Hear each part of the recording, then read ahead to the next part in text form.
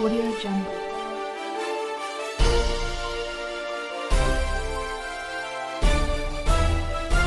Audio Jungle.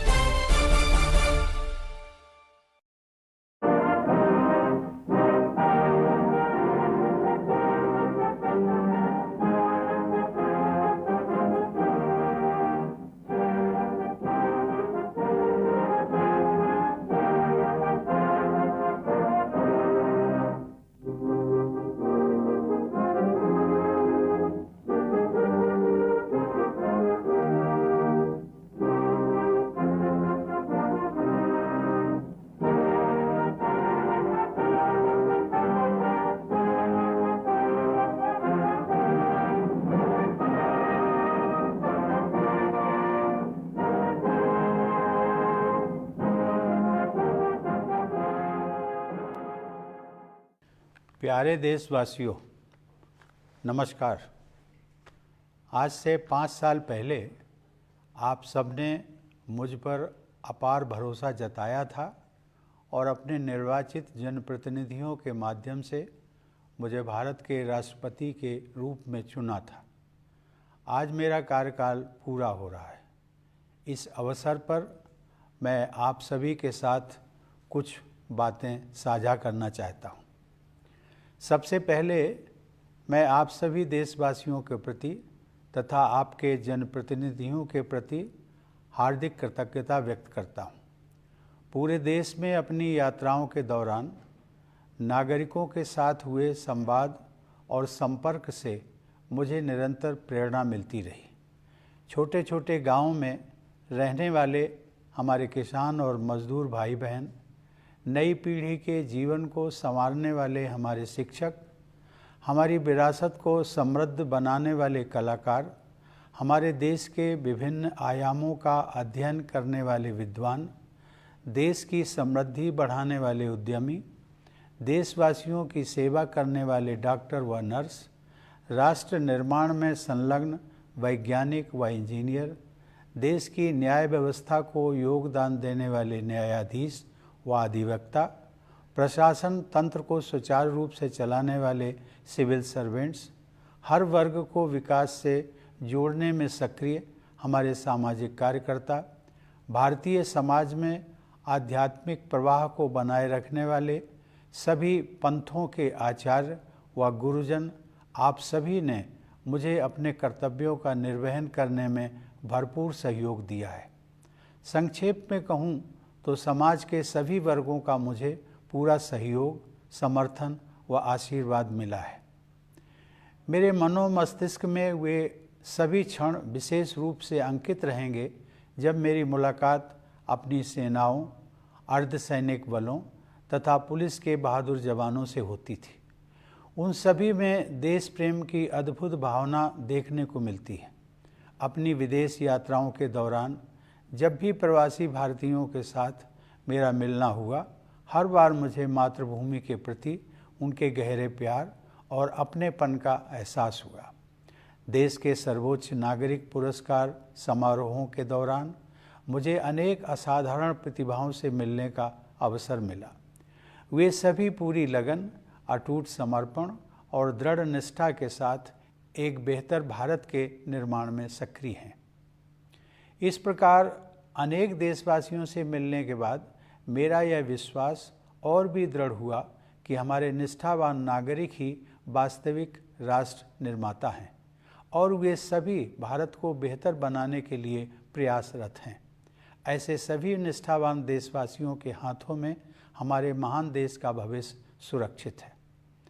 प्यारे देशवासियों, अपने इन अनुभवों से गुजरते हुए अक्सर मुझे अपना बचपन भी याद आता रहा है कि किस तरह महत्वपूर्ण ऐतिहासिक घटनाएं हमारे व्यक्तिगत जीवन को प्रभावित करती रहीं। जब अपने छोटे से गांव में एक साधारण बालक के नज़रिए से मैं जीवन को समझने की कोशिश कर रहा था, तब देश को आज़ादी हासिल किए हुए कुछ ही साल हुए थे। देश के पुनर्निर्माण के लिए लोगों में एक नया जोश दिखाई देता था। उनकी आंखों में नए सपने थे। मेरे दिलो दिमाग में भी एक धुंधली सी कल्पना उभर रही थी कि एक दिन शायद मैं भी अपने देश के निर्माण में भागीदारी कर सकूंगा। कच्चे घर में गुजर बसर करने वाले एक परिवार के मेरे जैसे साधारण बालक के लिए हमारे गणतंत्र के सर्वोच्च संवैधानिक पद के बारे में कोई भी जानकारी होना कल्पना से परे था। लेकिन यह भारत के लोकतंत्र की ताकत है कि इसमें हर नागरिक के लिए ऐसे रास्ते खुले हैं जिन पर चलकर वह देश की नियति को संवारने में अपनी महत्वपूर्ण भूमिका निभा सकता है। कानपुर देहात जिले के परौख गांव के अति साधारण परिवार में पला बढ़ा वह रामनाथ कोविंद आज आप सभी देशवासियों को संबोधित कर रहा है। इसके लिए मैं अपने देश की जीवंत लोकतांत्रिक व्यवस्था की शक्ति को सत सत नमन करता हूँ।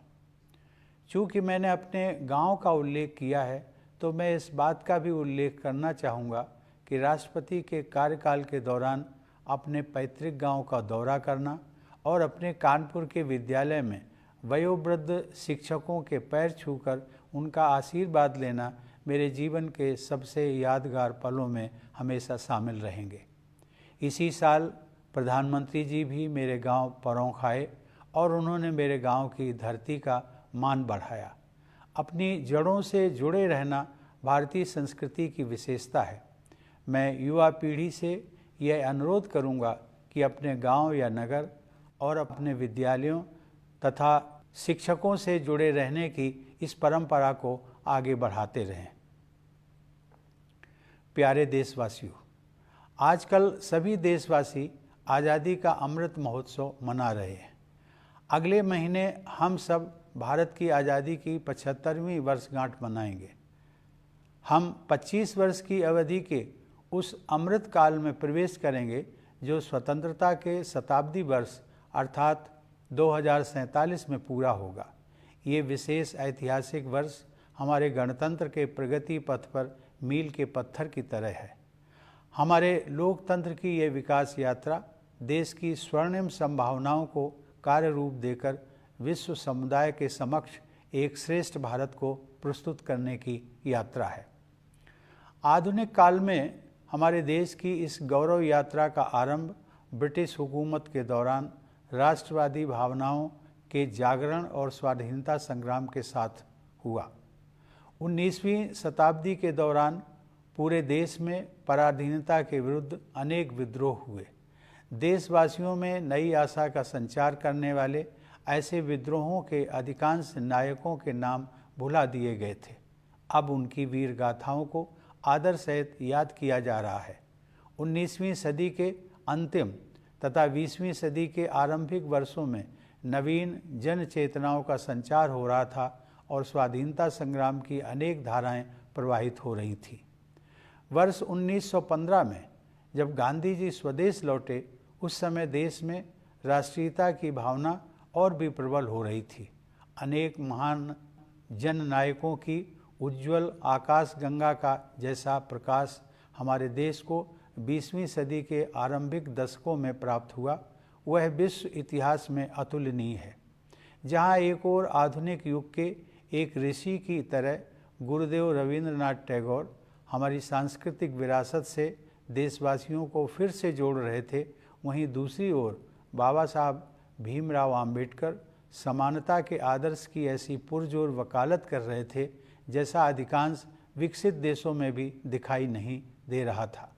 तिलक और गोखले से लेकर भगत सिंह और नेताजी सुभाष चंद्र बोस तक, जवाहरलाल नेहरू, सरदार पटेल और श्यामा प्रसाद मुखर्जी से लेकर सरोजिनी नायडू और कमला देवी चट्टोपाध्याय तक, ऐसी अनेक विभूतियों का केवल एक ही लक्ष्य के लिए तत्पर होना मानवता के इतिहास में अन्यत्र नहीं देखा गया है। मेरे मस्तिष्क में और भी कई विभूतियों के नाम उभर रहे हैं, लेकिन मेरे कहने का तात्पर्य यह है कि स्वाधीन भारत की विभिन्न परिकल्पनाओं से संपन्न अनेक महान नेताओं ने भारत की स्वाधीनता के लिए त्याग और बलिदान के अद्भुत उदाहरण प्रस्तुत किए। इसमें कोई संदेह नहीं है कि स्वाधीनता संग्राम पर गांधी जी के परिवर्तनकारी विचारों का प्रभाव सबसे अधिक पड़ा और उस दौरान उन्होंने कोटि कोटि देशवासियों की जीवन धारा को नई दिशा दे दी।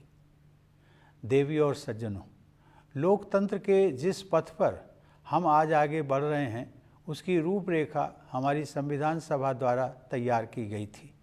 उस सभा में पूरे देश का प्रतिनिधित्व करने वाले अनेक महानुभावों में हंसाबेन मेहता, दुर्गाबाई देशमुख, राजकुमारी अमृत कौर तथा सुचेता कृपलानी सहित 15 महिलाएं भी शामिल थीं। संविधान सभा के सदस्यों के अमूल्य योगदान से निर्मित भारत का संविधान हमारा प्रकाश स्तंभ रहा है और इसमें निहित आदर्श चिरकाल से संरक्षित भारतीय जीवन मूल्यों का हिस्सा रहे हैं। संविधान को अंगीकृत किए जाने से एक दिन पहले संविधान सभा में अपने समापन वक्तव्य में डॉक्टर आम्बेडकर ने लोकतंत्र के सामाजिक और राजनैतिक आयामों के बीच के अंतर को स्पष्ट किया था। उन्होंने कहा था कि हमें केवल राजनीतिक लोकतंत्र से संतुष्ट नहीं होना चाहिए। मैं उनके शब्दों को आप सबके साथ साझा करता हूँ। उन्होंने कहा था, हमें अपने राजनीतिक लोकतंत्र को एक सामाजिक लोकतंत्र भी बनाना चाहिए। राजनीतिक लोकतंत्र टिक नहीं सकता यदि वह सामाजिक लोकतंत्र पर आधारित न हो। सामाजिक लोकतंत्र का क्या अर्थ है? इसका अर्थ है जीवन का वह तरीका जो स्वतंत्रता, समानता और बंधुता को जीवन के सिद्धांतों के रूप में मान्यता देता है। स्वतंत्रता, समानता और बंधुता के इन सिद्धांतों को एक त्रिमूर्ति के अलग अलग हिस्सों के रूप में नहीं देखना चाहिए। उनकी त्रिमूर्ति का वास्तविक अर्थ यह है कि उनमें से किसी भी हिस्से को एक दूसरे से अलग करने पर लोकतंत्र का वास्तविक उद्देश्य ही समाप्त हो जाता है। प्यारे देशवासियों, जीवन मूल्यों की यह त्रिमूर्ति आदर्शयुक्त, उदारतापूर्ण और प्रेरणादायक है। इस त्रिमूर्ति को अमूर्त अवधारणा मात्र समझना गलत होगा। केवल आधुनिक ही नहीं बल्कि हमारा प्राचीन इतिहास भी इस बात की गवाही देता है कि वे तीनों जीवन मूल्य हमारे जीवन की सच्चाई हैं। उन्हें हासिल किया जा सकता है और वस्तुतः उन्हें विभिन्न युगों में हासिल किया भी गया है। हमारे पूर्वजों और हमारे आधुनिक राष्ट्र निर्माताओं ने अपने कठिन परिश्रम और सेवा भावना के द्वारा न्याय, स्वतंत्रता, समता और बंधुता के आदर्शों को चरितार्थ किया था। हमें केवल उनके पद चिन्हों पर चलना है और आगे बढ़ते रहना है। सवाल उठता है कि आज के संदर्भ में एक सामान्य नागरिक के लिए ऐसे आदर्शों का क्या अर्थ है। मेरा मानना है कि उन आदर्शों का प्रमुख लक्ष्य सामान्य व्यक्ति के लिए सुखमय जीवन का मार्ग प्रशस्त करना है। इसके लिए सबसे पहले सामान्य लोगों की मूलभूत आवश्यकताएं पूरी की जानी चाहिए। अब संसाधनों की कमी नहीं है। हर परिवार के पास बेहतर आवास तथा पीने के पानी और बिजली की सुविधा उपलब्ध हो, इस दिशा में हम काम कर रहे हैं। यह बदलाव विकास की बढ़ती हुई गति तथा भेदभाव से पूर्णतः मुक्त सुशासन द्वारा ही संभव हो सका है। मूलभूत आवश्यकताओं को उपलब्ध कराने के बाद यह सुनिश्चित करना है कि प्रत्येक नागरिक अपनी क्षमताओं का उपयोग करते हुए खुशी के अवसर तलाशे तथा अपने नितांत निजी गुणों का समुचित उपयोग करते हुए अपनी नियति का निर्माण करे। इस दिशा में आगे बढ़ने के लिए शिक्षा ही मुख्य साधन है। मेरा मानना है कि राष्ट्रीय शिक्षा नीति युवा भारतीयों के लिए अपनी विरासत से जुड़ने और 21वीं सदी में अपने पैर जमाने में बहुत सहायक सिद्ध होगी। उनके विकासमान भविष्य के लिए अच्छी स्वास्थ्य सेवाएं अनिवार्य हैं। कोविड की वैश्विक महामारी ने सार्वजनिक स्वास्थ्य सेवा के बुनियादी ढांचे में और भी अधिक सुधार की आवश्यकता को रेखांकित किया है। मुझे खुशी है कि सरकार ने इस कार्य को सर्वोच्च प्राथमिकता दी है। शिक्षा और स्वास्थ्य सेवाओं का लाभ उठाते हुए हमारे देशवासी सक्षम बन सकते हैं और आर्थिक सुधारों का लाभ लेकर अपने जीवन निर्माण के लिए सर्वोत्तम मार्ग अपना सकते हैं। 21वीं सदी को भारत की सदी बनाने के लिए हमारा देश सक्षम हो रहा है, यह मेरा दृढ़ विश्वास है। प्यारे देशवासियों, अपने कार्यकाल के 5 वर्षों के दौरान मैंने अपनी पूरी योग्यता से अपने दायित्वों का निर्वहन किया है। मैं doctor Rajendra Prasad, doctor S Radhakrishnan और डॉक्टर APJ अब्दुल कलाम जैसी महान विभूतियों का उत्तराधिकारी होने के नाते बहुत सचेत रहा हूँ। जब मैंने राष्ट्रपति भवन में प्रवेश किया था तब मेरे तत्कालीन पूर्ववर्ती श्री प्रणब मुखर्जी ने भी मेरे कर्तव्यों के बारे में मुझे बुद्धिमत्तापूर्ण सुझाव दिए। फिर भी जब कभी मुझे किसी तरह का संशय हुआ तब मैंने गांधी जी का और उनके द्वारा सुझाए गए मूल मंत्र का सहारा लिया। गांधी जी की सलाह के मुताबिक सबसे अच्छा मार्गदर्शक सिद्धांत यह था कि हम सबसे गरीब आदमी के चेहरे को याद करें और खुद से ये सवाल पूछें कि हम जो कदम उठाने जा रहे हैं क्या वह उस गरीब के लिए सहायक होगा। मैं गांधी जी के सिद्धांतों पर अपने अटूट विश्वास को दोहराते हुए आप सबसे ये आग्रह करूंगा कि आप प्रतिदिन कुछ मिनटों के लिए ही सही गांधी जी के जीवन और शिक्षाओं पर अवश्य विचार करें। प्यारे देशवासियों, हम सब के लिए माता की तरह पूज्य प्रकृति गहरी पीड़ा से गुजर रही है। जलवायु परिवर्तन का संकट हमारी धरती के भविष्य के लिए गंभीर खतरा बना हुआ है। हमें अपने बच्चों की खातिर अपने पर्यावरण, अपनी ज़मीन, हवा और पानी का संरक्षण करना है। अपनी दिनचर्या में तथा रोज़मर्रा की चीज़ों का इस्तेमाल करते समय हमें अपने पेड़ों, नदियों, समुद्रों और पहाड़ों के साथ साथ अन्य सभी जीव जंतुओं की रक्षा के लिए बहुत सावधान रहने की ज़रूरत है। प्रथम नागरिक के रूप में यदि अपने देशवासियों को मुझे कोई एक सलाह देनी हो तो मैं यही सलाह दूंगा। अपने वक्तव्य का समापन करते हुए मैं एक बार फिर सभी देशवासियों के प्रति हार्दिक कृतज्ञता व्यक्त करता हूँ। भारत माता को सादर नमन करते हुए मैं आप सभी के उज्जवल भविष्य की मंगल कामना करता हूँ। धन्यवाद। जय Hind.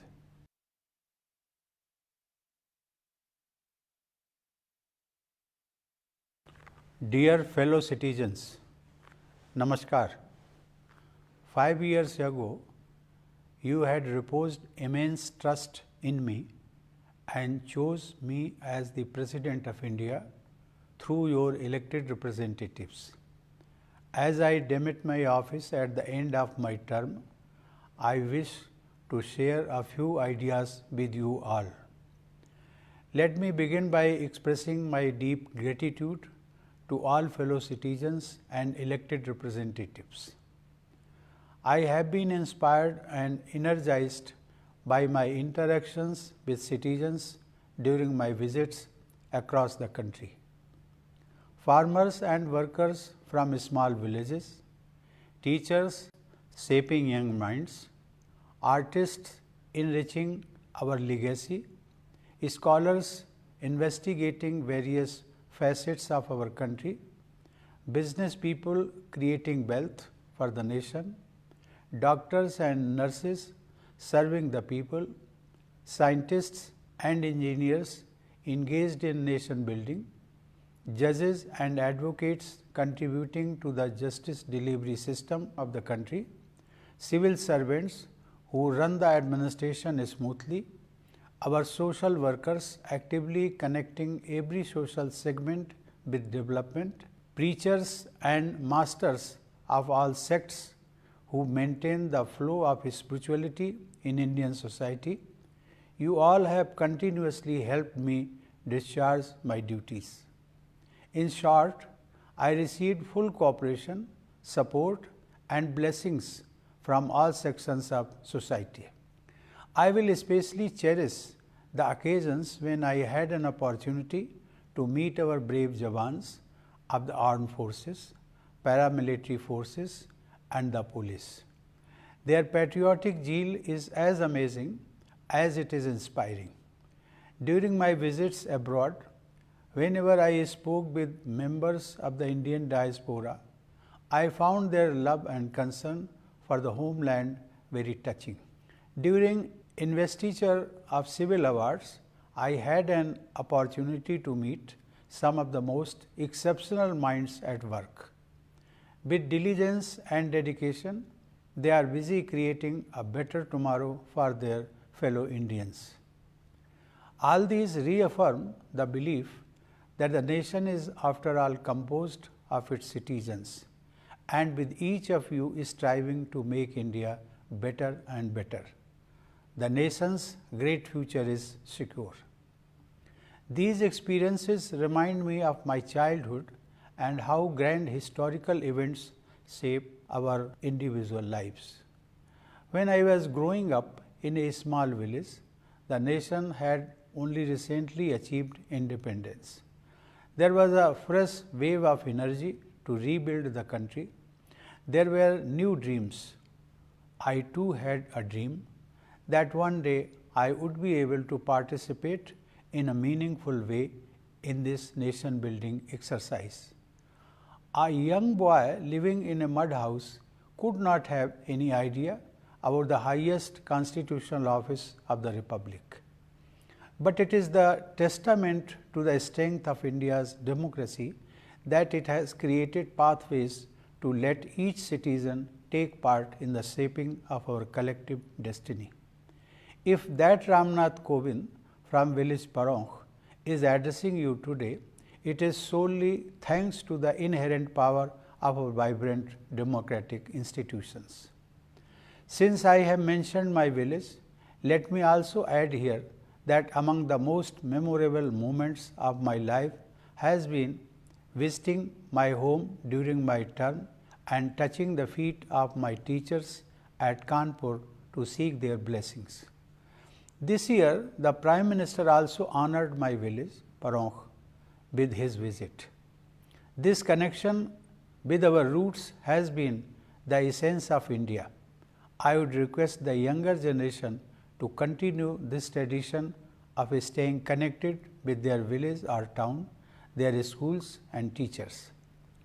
Dear citizens, the nation has been celebrating Azadi Ka Amrit Mahotsav. Next month, we will celebrate the 75th anniversary of independence. We will enter the Amrit Kal, the 25-year period leading to the centenary of independence. These anniversaries are milestones on the journey of the Republic, a journey to discover its potential and to offer its best to the world. In modern times, the glorious journey of our country commenced with the awakening of nationalist feelings during colonial rule and the launch of the freedom struggle. There were many uprisings across the country in the 19th century. The names of many of the heroes who brought hopes of a new dawn have long been forgotten. Contributions of some of them have come to be appreciated only in recent times. Around the turn of the century, the various struggles were coming together, creating a new consciousness. When Gandhiji returned to the motherland in 1915, the nationalist fervor was gaining momentum. I have always strongly believed that no other country has been as fortunate as India in having a galaxy of leaders, each of whom was an exceptional mind within a span of a few decades in the early 20th century. Gurudev Rabindranath Tagore, like a modern-day rishi, was at work to help us find our cultural roots again, while Babasaheb Bhimrao Ambedkar was vigorously advocating the cause of equality that was unheard of in most advanced countries. From Tilak and Gokhale to Bhagat Singh and Netaji, from Jawaharlal Nehru, Sardar Patel and Shyama Prasad Mukherjee to Sarojini Naidu and Kamala Devi Chattopadhyay. Nowhere in the history of humankind have so many great minds come together for a common cause. So many more names flash across my mind, but the point I wish to make is that a diverse range of great leaders with their diverse range of ideas for an independent India had made huge sacrifices for the freedom movement.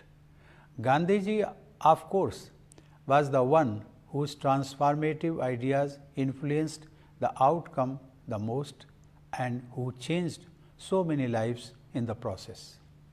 The formal map for the democratic path we all have been navigating was drafted by the Constituent Assembly. It included great minds from across the country, including 15 remarkable women such as Hansaben Mehta, Durgabai Deshmukh, Rajkumari Amrit Kaur and Sucheta Kripalani. The constitution they prepared, with invaluable contributions from each of them, has been our guiding beacon. Values enshrined in it have been part of the Indian ethos since time immemorial. In his concluding remarks in the Constituent Assembly before the Constitution was adopted, Dr. Ambedkar had pointed out the distinction between two kinds of democracy. He had said, "We must not be content with mere political democracy." I quote, "We must make our political democracy a social democracy as well. Political democracy cannot last unless there lies at the base of it social democracy." What does social democracy mean? It means a way of life which recognizes liberty, equality and fraternity as the principles of life. These principles of liberty, equality and fraternity are not to be treated as separate items in a trinity. They form a union of trinity in the sense that to divorce one from the other is to defeat the very purpose of democracy." Unquote. Dear fellow citizens, this trinity of ideals is lofty, noble and uplifting. They must not be mistaken for abstractions. Our history, not only of modern times but also from ancient times, reminds us that they are real, that they can be realized, and indeed have been realized in different eras. Our ancestors and founders of our modern nation exemplified the meaning of justice, liberty, equality and fraternity with hard work and an attitude of service. We only have to follow in their footsteps and keep walking. And what do such ideals mean for a common citizen today? I believe the chief goal is to help them discover the joy of living. For that, first of all, their basic necessities must be taken care of. We have indeed come a long way from the days of shortages of resources. We are working with the objective of providing better housing and access to drinking water and electricity for every family. This change has been made possible by the momentum of development and good governance which knows no discrimination. Once the basic necessities are taken care of, the next requirement is to let each citizen pursue happiness by discovering their potential and letting them do what they alone are destined to do. Here, education is the key. I believe the national education policy will go a long way in making it possible for young Indians to connect with their heritage and also find their feet in the 21st century. To let them flourish tomorrow, healthcare is essential. The pandemic has underlined the need to further improve the public healthcare infrastructure.